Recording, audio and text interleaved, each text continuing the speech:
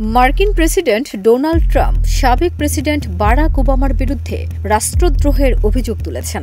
২২ জুলাই তিনি এ অভিযোগ তোলেন।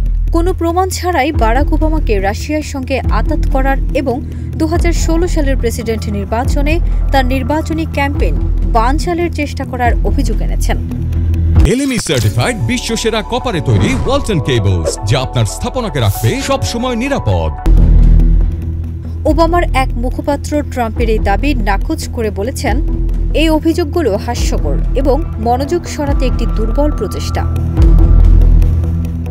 যদিও ট্রাম্প এর আগে বিভিন্ন সময়ে প্রকাশ্যে ওবামাকে আক্রমণ করেছেন, তবে জানুয়ারিতে দ্বিতীয় মেয়াদে প্রেসিডেন্ট হিসেবে দায়িত্ব নেওয়ার পর এই প্রথম তিনি এতটা সরাসরি ওবামার বিরুদ্ধে কোনো অপরাধমূলক অভিযোগ তুলেন।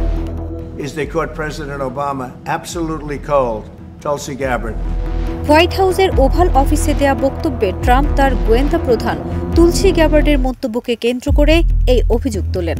গত শুক্রবার গ্যাবার্ড হুমকি দিয়েছিলেন যে তিনি ওবামা প্রশাসনের কর্মকর্তাদের ২০১৬ সালের নির্বাচনে রুশ হস্তক্ষেপ সংক্রান্ত গোয়েন্দা তথ্য যাচাইয়ের জন্য বিচার বিভাগের কাছে পাঠাবেন।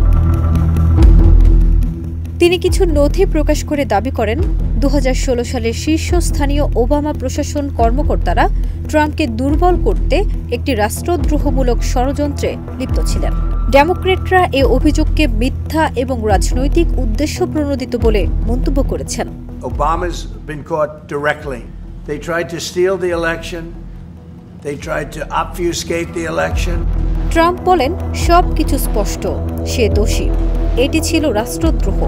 তারা নির্বাচনে কারচুপি করতে চেয়েছিল, তারা নির্বাচনকে ধোঁয়াশায় ফেলতে চেয়েছিল, তারা এমন কিছু করেছে যা কেউ কল্পনাও করেনি, এমনকি অন্য দেশেও না। তবে তিনি তার দাবির পক্ষে কোনো প্রমাণ উপস্থাপন করেননি। ফারজানা নিকিতা, দেশ রূপান্তর।